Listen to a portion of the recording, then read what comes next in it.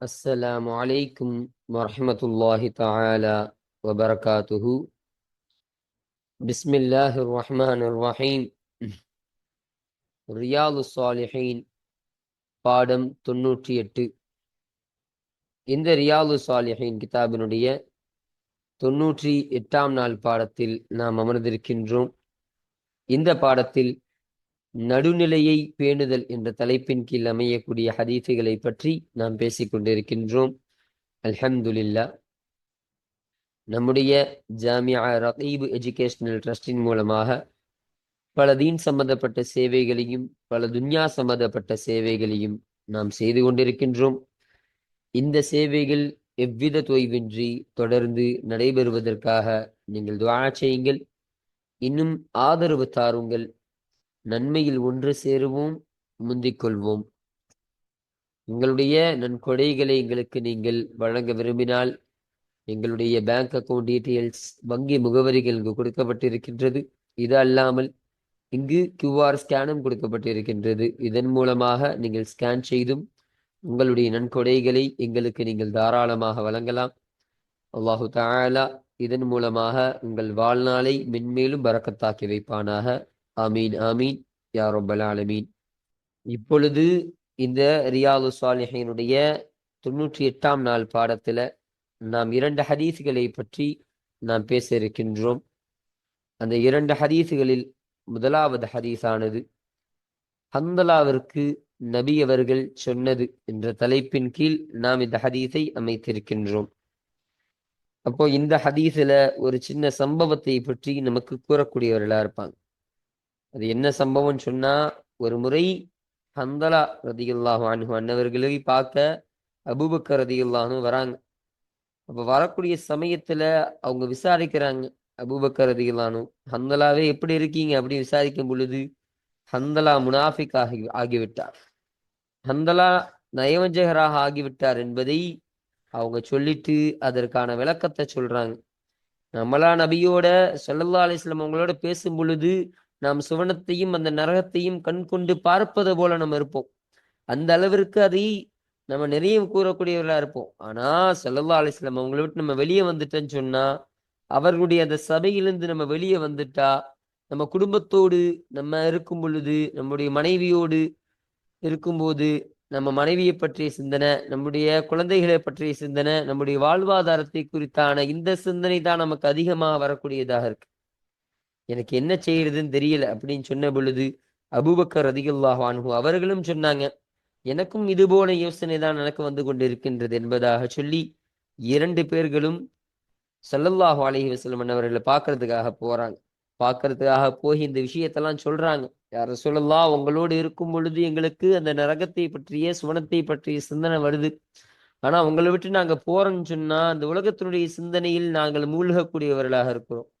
எங்களுடைய மனைவி மக்கள், எங்களுடைய பிள்ளைகள், எங்களுடைய அந்த வாழ்வாதாரம், அது குறித்தான சிந்தனை மட்டும்தான் எங்களுக்கு வருது யார் ரசூலல்லாஹ் என்பதை தெரிவித்த பொழுது ஸல்லல்லாஹு அலைஹி வஸல்லம் அவர்கள் சொன்னார்கள், நீங்கள் இந்த நீங்கள் அந்த சுவனத்தினுடைய அந்த நரகத்தினுடைய அதே சிந்தனையில் அல்லாஹ்வை வழிபடக்கூடிய அதே சிந்தனை நீங்கள் ஆகியிருந்தீர்கள் என்று சொன்னால், உங்கள் படுக்கையிலேயும் நீங்கள் படுக்கக்கூடிய அந்த இடத்திலேயும் நீங்கள் எந்த வழியில் இருக்கின்றீர்களோ அந்த வழியிலேயும் மலக்குமார்கள் ஆகிறவர்கள், வானவர்கள் ஆகிறவர்கள் உங்களுக்கு முசாஃபஹா செய்யக்கூடியவர்களாக இருக்கின்றார்கள்.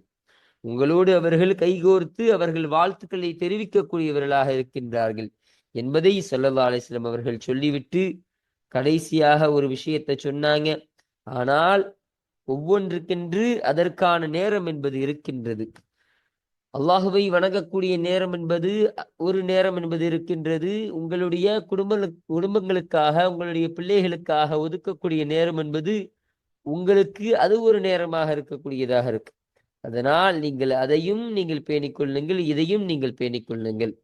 இதில் நீங்கள் நடுநிலையையே நீங்கள் பேணிக் கொள்ளுங்கள் என்பதை ஸல்லல்லாஹு அலைஹி வஸல்லம் அவர்கள் இந்த ஹதீஸின் மூலமாக அந்த ஹந்தலாவிற்கு நபி அவர்கள் சொன்னது என்ற தலைப்பின் கீழ் இது அமையக்கூடியதாக இந்த ஹதீஸானது இருக்கின்றது. 2வது ஹதீஸானது நேர்ச்சை செய்த ஒருவர் என்ற தலைப்பின் கீழ் நாம் அமைத்திருக்கின்றோம். அப்ப இந்த ஹதீஸ்ல என்ன சொல்லப்படுதுன்னு சொன்னா, ஸல்லல்லாஹு அலைஹி வஸல்லம் அவர்கள் ஒரு முறை குத்துபா செய்து கொண்டிருக்கும் பொழுது, உரையாற்றி கொண்டிருக்கும் பொழுது ஒரு நபர் நின்று கொண்டிருக்கிறாங்க. உங்களை பார்த்து ஸல்லல்லாஹு அலைஹி வஸல்லம் அவர்களை குறித்து சஹாபாக்கள் கேட்கிறாங்க, வேறு யாரு எதற்காக இப்படி நின்று கொண்டிருக்கின்றார் என்பதாக கேட்ட பொழுது சஹாபாக்கள் சொன்னாங்க, இவர் இப்படி வெயிலில் அவர் நிற்பதாகவும் அவர் ஓய்வெடுக்க மாட்டார், அவர் உட்கார மாட்டார் என்பதையும் இவர் நியத்து செய்திருக்கிறார். இவர் நேர்ச்சை செய்திருக்கின்றார் யார் ரசூலல்லாஹ். இன்னும் இவர் யாரோடும் பேச மாட்டார் என்பதையும் நேர்ச்சை செஞ்சிருக்காரு. இன்னும் இவர் நோன்போடு தான் இருப்பார் என்பதையும் இவர் நேர்ச்சை செய்திருக்கின்றார் என்ற இந்த செய்தியை ஸல்லல்லாஹு அலைஹி வஸல்லம் அவங்கள்ட்ட சொன்ன பொழுது, அப்போ ஸல்லல்லாஹு அலைஹி வஸல்லம் அவங்க சொன்னாங்க, அப்படியெல்லாம் செய்யக்கூடாது. அவர்களுக்கு நீங்கள் ஏவி கொடுங்கள், ஏவித்தாருங்க.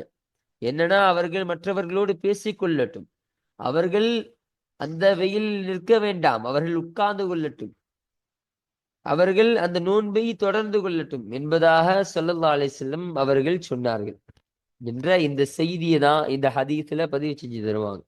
இதன் காரணமாக தான் இந்த தலைப்பானது இங்கு நமக்கு அமைக்கப்பட்டு இருக்கின்றது. அப்போ இன்றைய பாடத்துல இந்த 2 ஹதீசுகளை பற்றி தான் நாம் பேச இருக்கின்றோம்.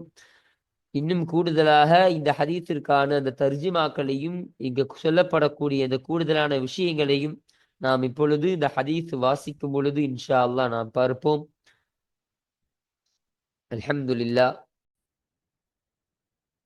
இப்போ நம்ம கிதாபை பார்ப்போம். 151வது ஹதீஸ். இந்த ஹதீஸானது இந்த ரியாது ஸாலிஹீன் கிதாபில் பதிவு செய்யப்படக்கூடிய அந்த ஹதீஸுகளுடைய வரிசையின் பிரகாரம் இது 151வது ஹதீஸாக இது இருக்கு அப்படின்னு சொல்றாங்க. ஹதீஸானது யாரை தொட்டும் அறிவிக்கப்படுகின்றது என்பதை பார்க்கும் பொழுது, وعن أبي ربيعي حنظلة بن الربيع الأسيدي الكاتب أحد كتاب رسول الله صلى الله عليه وسلم. அப்போ அபூ ருபிஐ என்று அழைக்கப்படக்கூடிய அந்த நபர், அவர்கள் ரபியா என்பவருடைய மகனான ஹந்தலா ரதியல்லாஹு அன்ஹு அவர்களை தொட்டும் அறிவிக்கப்படக்கூடிய ஹதீஸாக இருக்குன்னு சொல்றாங்க. அல் உசையிதி, அவங்க யாரு? உசையிதி கோத்திரத்தை சார்ந்தவர்களாக அவர்கள் இருக்கின்றார்கள் என்பதை தெளிவுபடுத்துறாங்க. இன்னும் அல் காதிபு அஹதி குத்தாபி ரசூலில்லாஹி ஸல்லல்லாஹு அலைஹி வஸல்லம், இன்னும் எழுத்தாளர்களாக இருக்கிறாங்க. யாருடைய? அல்லாஹுடைய தூதரான ஸல்லல்லாஹு அலைஹி வஸல்லம் அவருடைய எழுத்தாளர்களிலிருந்து ஒருவருடைய எழுத்தாளர்களாக இருக்காங்க. அப்போ ஸல்லல்லாஹு அலைஹி வஸல்லம் அவர்களுக்கு என்று எழுத்தாளர்கள் என்று சில நபர்கள் இருப்பார்கள். அந்த எழுத்தாளர்களில் இருந்து ஒரு எழுத்தாளர் தான் யாரு? இந்த ஹந்தலத் இப்னு ரபியா ரலியல்லாஹு அன்ஹு அன்னவர்களாக இருக்கின்றார்கள் என்பதை இங்கு பதிவு செய்யறாங்க. அப்ப அவங்கள தொட்டு அறிவிக்கப்படக்கூடிய ஹதீஸாக இது இருக்கு. கால, அந்த ஹந்தல்லா ரதியல்லாஹு அன்ஹு சொன்னாங்க, லகியனி அபூபக்கரின் ரதியல்லாஹு அன்ஹு, அபூபக்கர் ரதியல்லாஹு அன்ஹு அவர்கள் என்னை சந்தித்தார்கள். அப்போ அமீருல் முஃமினீனான அபூபக்கர் சித்திக் ரதியல்லாஹு அன்ஹு என்னை சந்தித்தார்கள். ரதியல்லாஹு அன்ஹு அவர்களை தொட்டும் அல்லாஹு தஆலா பொருந்திக் கொள்வானாக. ஃபகால, எனவே அவர்கள் சொன்னார்கள், அவர்கள் கேட்டார்கள், கைஃப அன்த யா ஹந்தலா, ஹந்தலாவே நீ எப்படி இருக்கிறாய், நீங்கள் எப்படி இருக்கின்றீர்கள் என்பதாக அவர்கள் என்னை விசாரிச்சாங்க. உல்து, அப்ப நான் சொன்ன, ஹந்தலா முனாஃபிக் ஆகிவிட்டார், நயவஞ்சகராகிவிட்டார் என்பதாக நான் சொன்னேன். கால, அபூபக்கர் ரலியல்லாஹு அன்ஹு கேட்டாங்க, சுப்ஹானல்லாஹ். அப்போ இந்த இடத்துல உஸப்பிஹு சுப்ஹானல்லாஹ் என்பதாக இருக்கும். அப்போ அல்லாஹ்வை நான் பரிசுத்தப்படுத்துகிறேன். மா தகூலு, என்ன பேசுகிறீர்கள், நீங்கள் என்ன சொல்றீங்க அப்படின்னு அபூபக்கர் ரலியல்லாஹு அன்ஹு அதிர்ச்சியா கேட்கிறாங்க. உல்து, நான் சொன்ன, நகூனு நாம் ஆகியிருக்கின்றோம், ஐந்த ரசூலில்லாஹி ஸல்லல்லாஹு அலைஹி வஸல்லம் அல்லாஹுடைய தூதரோடு நாம் இருக்கும் சமயத்தில் நாம் ஆகியிருக்கின்றோம். யுதக்கிருனா, நமக்கு அவர்கள் ஞாபகப்படுத்துகிறார்கள், பில் ஜன்னதி வன்னாரி, அந்த சுவனத்தை கொண்டும் அந்த நரகத்தை கொண்டும், கஅன்னா ரஅய ஐனின், கண்ணால் பார்ப்பது போல. அந்த சுவனத்தையும் அந்த நரகத்தையும் நம்ம கண்ணு கொண்டு பார்க்கக்கூடியவர்களாக ஸல்லல்லாஹு அலைஹி வஸல்லம் அவங்களோடு நம்ம இருக்கும்போது நம்ம ஆகியிருக்கிறோம். அப்போ ஸல்லல்லாஹு அலைஹி வஸல்லம் அவங்க நல்ல செய்தியை சொன்னா நம்ம சுவனத்துல காணக்கூடியவர்களுடைய ஒரு சூழ்நிலை நமக்கு ஏற்படுது. ஸல்லல்லாஹு அலைஹி வஸல்லம் அவருடைய பரக்கத்தினால அப்படி ஒரு விஷயத்தை நாம் நினைவு கூறக்கூடியவர்களா இருக்கிறோம். ஸல்லல்லாஹு அலைஹி வஸல்லம் ஏதாவது ஒரு எச்சரிக்கையான செய்தியை சொல்லும் பொழுது நரகத்தை பயந்து கொள்ளக்கூடியவர்களாக, அந்த நரகத்தை கண்ணால் கண்டு கொள்ளக்கூடிய ஒரு ஒரு நிலைமையில் நாம் ஆகக்கூடியவர்களாக இருக்கின்றோம். فَإِذَا خَرَجْنَا مِنْ عِنْدِ رَسُولِ اللَّهِ ஸல்லல்லாஹு அலைஹி வஸல்லம் அல்லாஹ்வுடைய தூதர் ஸல்லல்லாஹு அலைஹி வஸல்லம் அவர்களிடம் இருந்து நாம் வெளியேறினால், ஆஸஃப்னா நாம் மூழ்கி விடுகின்றோம். அப்ப இந்த ஆஸஃப்னாக்கு விளக்கம் நமக்கு பின்னாடி சொல்லி தருவாங்க. இந்த விளக்கத்தை நம்ம பார்ப்போம். இப்போ வரைக்கும் இந்த மூழ்கி விட்டோம் என்ற அர்த்தம் வைத்தால், விடுகின்றோம் என்ற அர்த்தம் வைத்தால் இங்கே பொருத்தமானதாக இருக்கும். இப்போ வாசஃபனல் அஸ்வாஜ நம்முடைய அந்த மனைவியுடைய விஷயத்தில் நம்ம மூழ்கிறோம். லவ்லாத இன்னும் நம்மளுடைய அந்த பிள்ளைகளுடைய விஷயத்துல நான் மூழ்கிறோம். வல்லையாத்தி இன்னும் அந்த வாழ்வாதாரத்தினுடைய அந்த விஷயத்துல நம்ம மூழ்கிறோம். அதன் காரணமாக நசீனா கசீரன் அதிகமான விஷயங்களை நாம் மறந்து விடுகிறோம். ஸல்லல்லாஹு அலைஹி வஸல்லம் அவங்க கூட இருந்தா அந்த சுவனத்தை பத்தியும் நரகத்தை பத்தியும் சிந்திக்கக்கூடியவர்களாக நம்ம இருக்கிறோம். அவங்கள விட்டு நம்ம வெளியே போயிட்டோன்னு சொன்னா நம்ம மனைவியினுடைய விஷயம், பிள்ளைகள் விஷயம், நம்ம வாழ்வாதாரத்தினுடைய அந்த விஷயத்தை குறித்தான அந்த விஷயத்துல நம்ம ஈடுபடக்கூடியவர்களாக நம்ம இருக்கிறோம் அப்படின்னு சொல்றாங்க.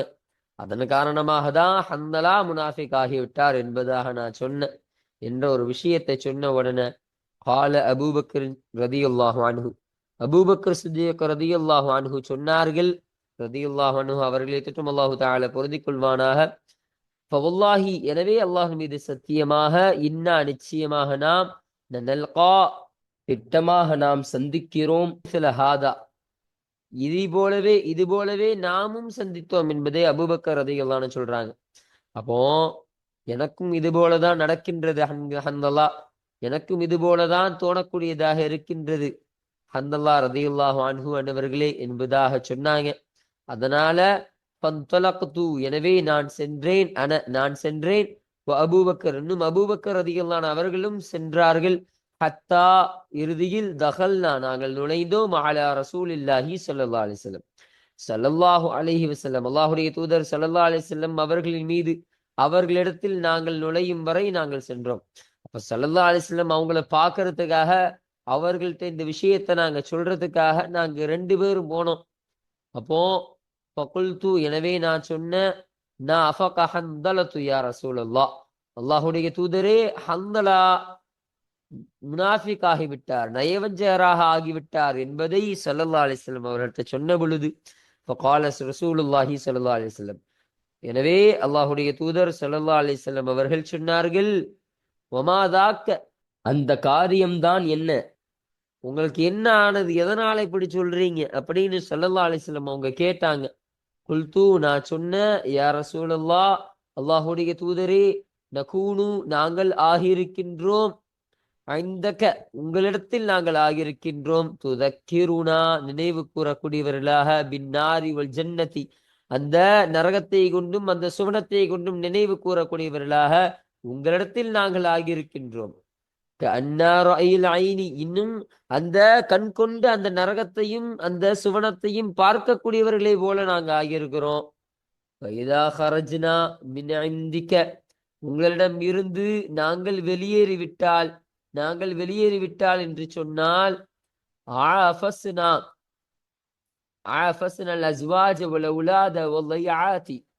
இன்னும் எங்களுடைய அந்த மனைவியுடைய விஷயத்திலும் எங்களுடைய அந்த பிள்ளைகளுடைய விஷயத்திலும் இன்னும் எங்களுடைய வாழ்வாதாரத்தினுடைய விஷயத்திலும் நாங்கள் மூழ்கி விடுகின்றோம் யா ரசூலல்லாஹ் என்பதை ஸல்லல்லாஹு அலைஹி வஸல்லம் அன்னவர்கள்ட்ட நாங்க சொன்னோம். நசீனா நாம் மறந்து விடுகிறோம், கசீரன் அதிகமான விஷயத்தை நாங்க மறந்துடுறோம். இதனால அந்த அல்லாஹுடைய சிந்தனை, அந்த சோனத்தினுடைய சிந்தனை, அந்த நரகத்தினுடைய சிந்தனைலாம் மறந்து நாங்க எங்க வாழ்நாளில் நாங்க ஈடுபடக்கூடியவர்களாக நாங்கள் ஆகின்றோம் யா ரசூலுல்லாஹ் என்பதை சொன்ன பொழுது ஃபகால ரசூலுல்லாஹி ஸல்லல்லாஹு அலைஹி வஸல்லம் அப்போ அல்லாஹுடைய தூதர் ஸல்லல்லாஹு அலைஹி வஸல்லம் அவர்கள் சொன்னார்கள், வல்லதி இன்னும் ஒருவனாகிறவன், நப்சி பியதிஹி அவனிடத்திலே என்னுடைய உயிரானது இருக்கின்றதே, அத்தகைய ஒருவன். அப்போ அல்லாஹுடைய அந்த பெயரை என் உயிர் யாரு கையில இருக்குமோ அவனின் மீது சத்தியமிட்டு சொல்றேன்னு ஸல்லல்லாஹு அலைஹி வஸல்லம் சொல்றாங்க. அப்போ ஸல்லல்லாஹு அலைஹி வஸல்லம் நமக்கு உயிர் யார் கையில இருக்கு? அல்லாஹு சுப்ஹானஹு வ தஆலா அவருடைய கையில தானே இருக்கு. அப்போ அந்த அல்லாஹுவின் மீது சத்தியமாக நான் சொல்றேன், லவ் ததூமூன அலா மா தகூனூன, நீங்கள் ஆகியிருக்கும் ஒன்றின் மீது நீங்கள் நிரந்தரமாகி விட்டீர்கள் என்று சொன்னால், என்னிடத்துல நீங்க இருக்கும்போது நீங்க எப்படி இருக்கிறீங்களோ அது போலவே நீங்க நிரந்தரமா இருந்தீங்கன்னு சொன்னா, ஒஃபி திக்ரி, இன்னும் நீங்கள் நினைவு கூறக்கூடியவர்கள, நீங்கள் அந்த நினைவு கூறும் விஷயத்துல நீங்கள் அப்படி நிரந்தரமாக ஆகிவிட்டீர்கள் என்று சொன்னால், லஸாஃபஹத்துக்குமுல் மலாயிகத்து, அந்த வானவர்களாகிறவர்கள் உங்களுக்கு முசாஃபஹா செய்வார்கள், உங்களுக்கு கை கொடுத்து உங்களுக்கு வாழ்த்து தெரிவிப்பார்கள். அலா ஃபுரூஷிக்கும், உங்களுடைய ஃபுருஷிக்கும், அலா ஃபுருஷிக்கும், உங்களுடைய அந்த படுக்கைகளின் மீதும், ஒஃபீ துருகைக்கும், இன்னும் உங்களுடைய அந்த வழிகளிலும். அப்போ நீங்க செல்லக்கூடிய அந்த வழியிலையும் நீங்கள் படுக்கக்கூடிய அந்த படுக்கைகளிலும் உங்களுக்கு அந்த மலக்குமார்கள், அந்த வானவர்கள் முசாஃபஹா கை கொடுத்து உங்களுக்கு வாழ்த்து தெரிவிக்கக்கூடியவர்களாக இருப்பார்கள் என்பதை ஸல்லல்லாஹு அலைஹி வஸல்லம் அவர்கள் சொன்னார்கள். அப்படின்னு இதற்கான சிறப்பெல்லாம் சொல்லிட்டு, வலாக்கின், இன்னும் என்றாலும், யா ஹந்தலது, ஹந்தலாவே, சாஅத்தன் வ சாஅத்தன், நேரம் இருக்கின்றது, வ சாஅத்தன், இன்னும் நேரம் இருக்கின்றது. ஸலாஸ மர்ராத்தின், 3 முறையாக இதை சொன்னார்கள். சாஅத்தன் வ சாஅ என்பதாக ஸல்லல்லாஹு அலைஹி வஸல்லம் ஹந்தலா ரலியல்லாஹு அன்ஹு சொன்னாங்க. அப்போ இதன் மூலமா என்ன விளங்குதுன்னா, இந்த சாத் என்பது முதலாவதா சாத் சொல்றது இதற்கான நேரம், அல்லாஹுவை வணங்குவதற்காக, அல்லாஹுவோடு நீ ஈடுபடுவதற்காக இந்த சுவனத்தையும் அந்த நரகத்தையும் நினைத்து பார்த்து அதை அஞ்சக்கூடிய நேரம் என்பது ஒரு நேரம் இருக்கின்றது. இன்னும் உன்னுடைய குடும்பத்திற்கும் உன்னுடைய மனைவிக்கும் உன்னுடைய மக்களுக்கும் நீ செலவிடக்கூடிய, அவர்களுக்காக ஒதுக்கக்கூடிய நேரம் என்பது ஒரு நேரம் இருக்கின்றது என்பதை நீங்கள் விளங்கிக் கொள்ளுங்கள் என்ற இந்த விஷயத்தை ஹந்தலா ரலியல்லாஹு அன்ஹு அன்னவர்களுக்கு ஸல்லல்லாஹு அலைஹி வஸல்லம் அன்னவர்கள் சொன்னார்கள் என்ற இந்த செய்தியை பதிவு செஞ்சு தருகிறார்கள். ரவாஹு முஸ்லிம், இந்த ஹதீஸனை முஸ்லிம் ரஹமத்துல்லாஹி அலை அவர்கள் அறிவித்தார்கள் என்பதையும் இங்கு நமக்கு சொல்லி தராங்க.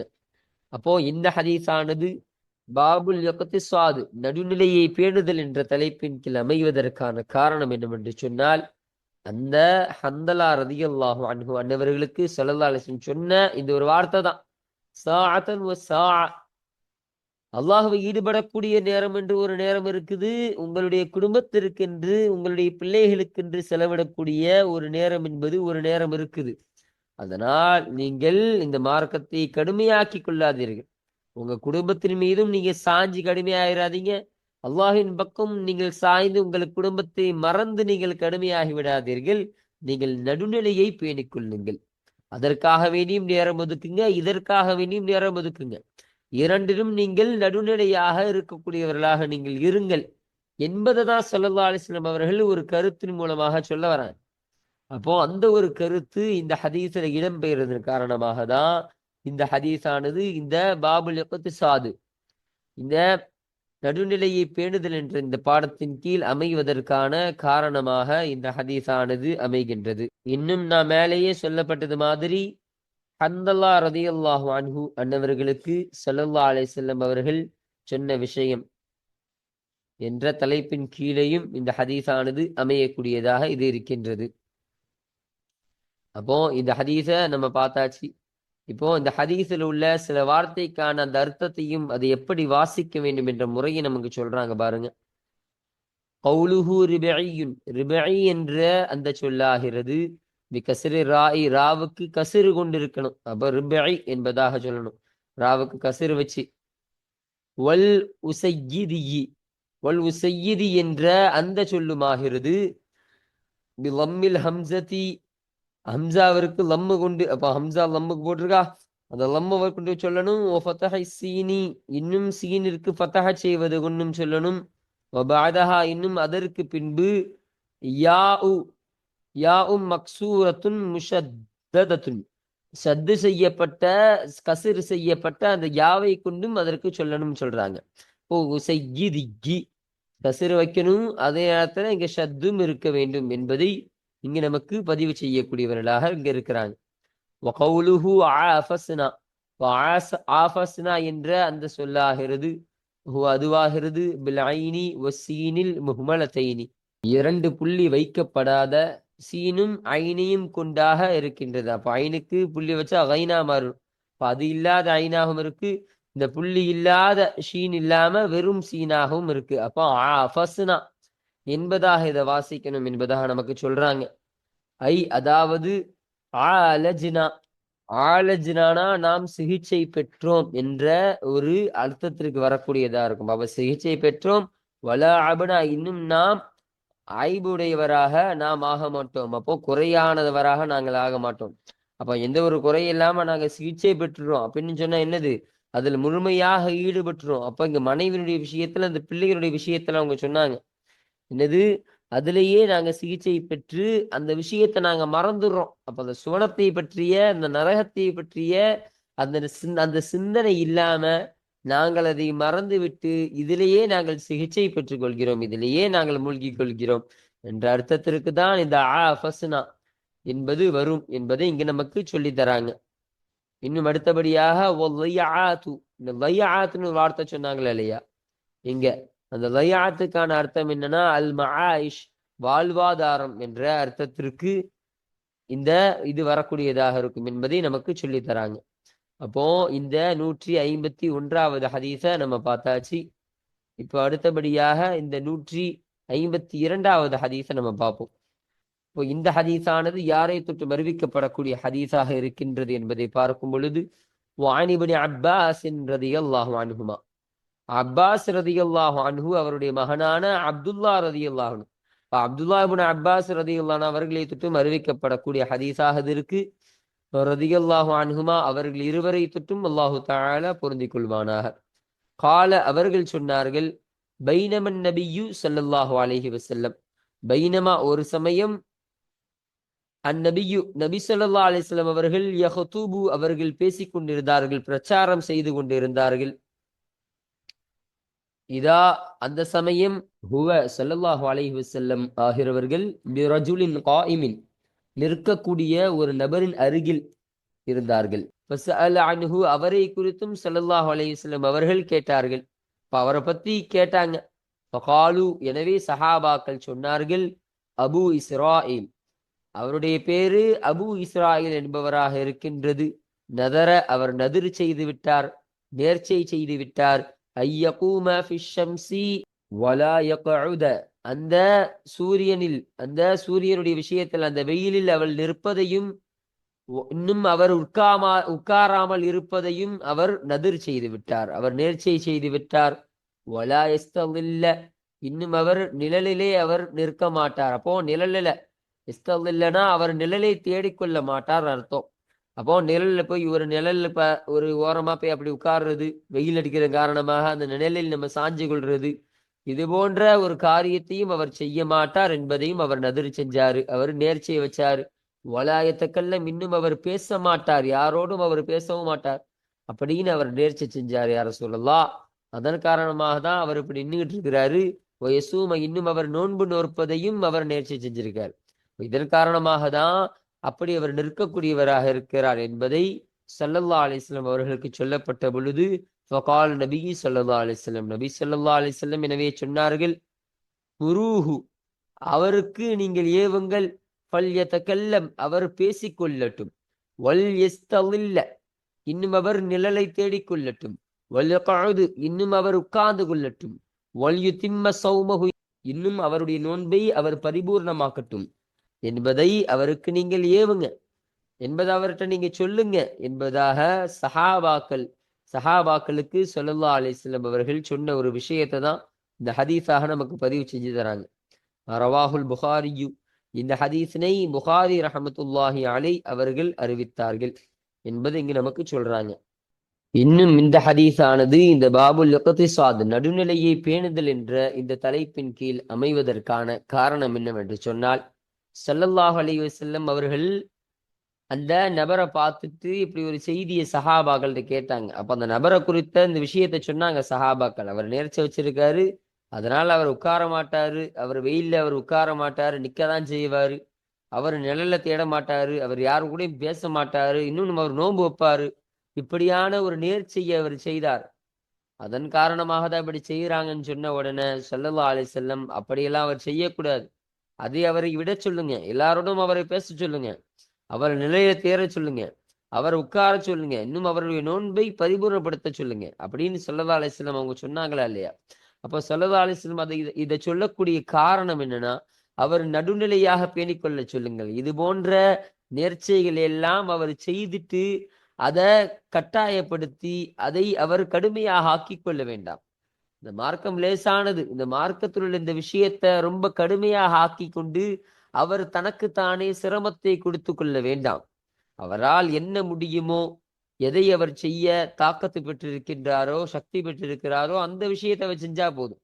அப்ப நடுநிலையை பேணிக்கங்க என்று அந்த நபருக்கு ஸல்லல்லாஹு அலைஹி வஸல்லம் அவங்க இந்த ஹதீஸ்ல சொன்னதன் காரணமாக தான் இந்த ஹதீஸானது இந்த பாபுல் இக்திசாத் நடுநிலையை பேணுதல் என்ற பாடத்தின் கீழ் அமைவதற்கான காரணமாக இது இருக்கின்றது. அப்போ இன்றைய பாடத்துல இந்த 151வது ஹதீஸையும் நம்ம பார்த்தாச்சு. இந்த 152வது ஹதீஸுக்கான அந்த அர்த்தங்கள் விளக்கங்கள் எல்லாத்தையும் பார்த்து நம்ம இதையும் நிறைவு செஞ்சாச்சு. அல்ஹம்துலில்லாஹ். அப்போ இதோட இந்த 152வது ஹதீஸோட இந்த பாபுல் இக்திசாத் நடுநிலையை பேணுதல் என்ற இந்த தலைப்பின் கீழ் அமையக்கூடிய ஹதீஸானது நிறைவு செய்யப்படுகின்றது. அப்போ இதோட இந்த பாடம் என்பது முடிவுபடுது. அடுத்தபடியாக அடுத்த பாடத்துல நம்ம இங்கு சொல்லப்படக்கூடிய இந்த 15வது பாடத்தை குறித்தான இந்த செய்திகளையும் அதற்கு கீழே பதிவு செய்யப்படக்கூடிய ஹதீஸுகள் ஆயத்துக்கள் அதற்கான தர்ஜுமாக்கள் விளக்கங்களையும் நாம் இன்ஷா அல்லாஹ் அடுத்த பாடத்தில் நாம் பார்ப்போம். வாஹிரு தஅவானா அனில் ஹம்துலில்லாஹி ரப்பில் ஆலமீன். அஸ்ஸலாமு அலைக்கும் வரஹ்மத்துல்லாஹி தஆலா வபரகாத்துஹு.